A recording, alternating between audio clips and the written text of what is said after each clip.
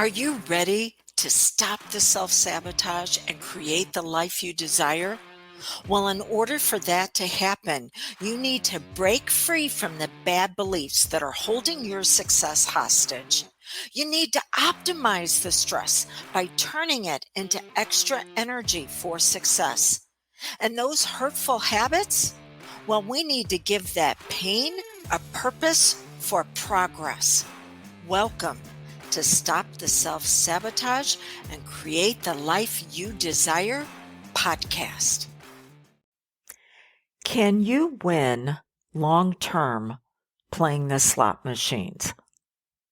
Nope.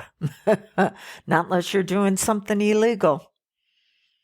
You will put in and put in and put in, but the machines are designed that the house always wins.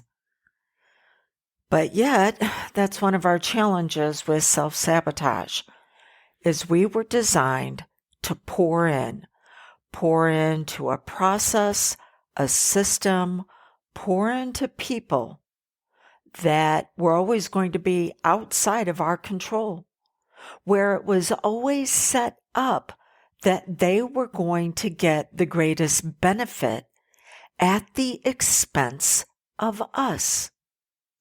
So what is it that we need to do to begin to interrupt that process that just keeps bringing us more pain and suffering? And this is one of the things I addressed yesterday in the podcast, Burning Bright and then Burning Out. Well, today I want to look at you're pouring into the wrong places based on a truth that is trash. See, when we're young, we're taught that truth is objective. We can observe it. It's black and white. It's wrong to kill people. Well, unless your life's being threatened, and then in self-defense, all of a sudden that truth becomes subjective. It's based on the context of the experience.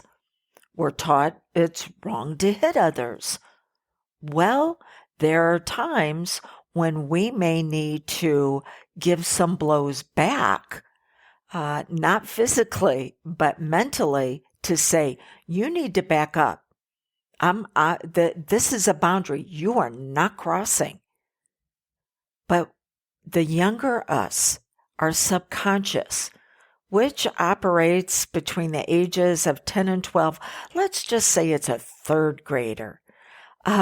Our subconscious learned to be able to move forward in life based on who and what others needed us to be for them to be okay. So we minimized the impact. We continued to make life okay for others.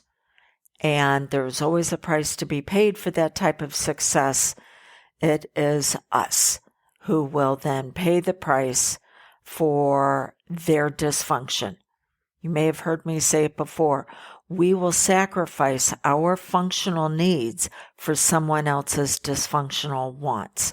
And the first step is allow yourself to begin to feel the pain that's attached to this instead of minimizing it, instead of suppressing and repressing. You've got to allow it to flow through so you can release it.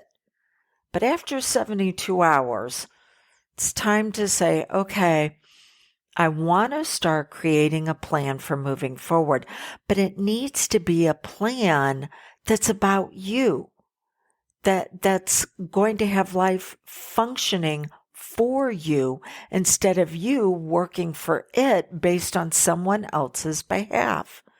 And so there are 3 steps on this. And these 3 steps can be accomplished in a day. Sometimes it may take weeks.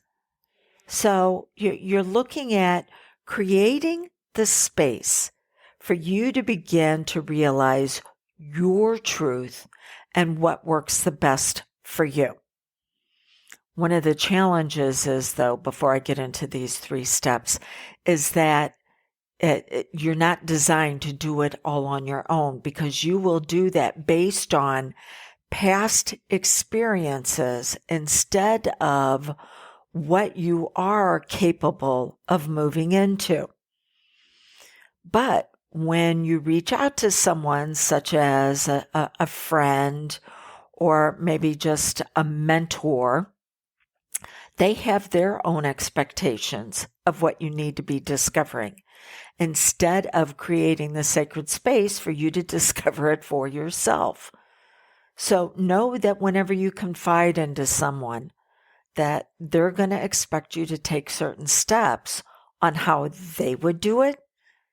And it's actually going to be up to you, or else you're going to be transferring the power from the painful person, the painful problem, to who you think should be listening and guiding and mentoring you. You're going to transfer the power to them, but you never receive the transfer of authority.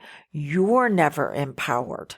So let's start getting to this. But if I might be able to help you in creating that sacred space in you discovering who you are, you can reach out to me 1-636-699-7791.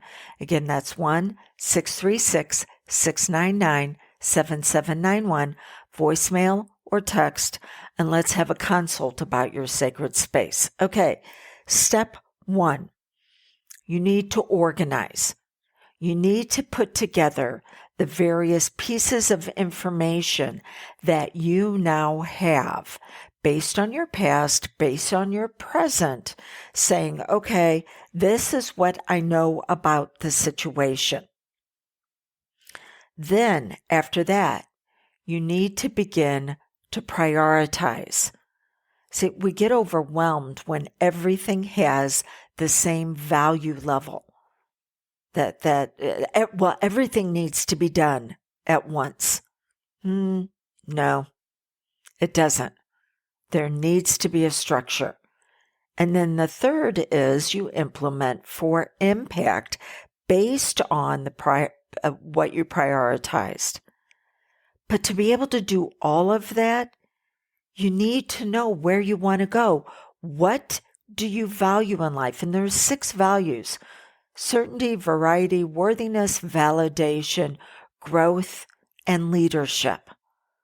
You can only value one of those primarily, and then you're going to have another one that's going to back it up.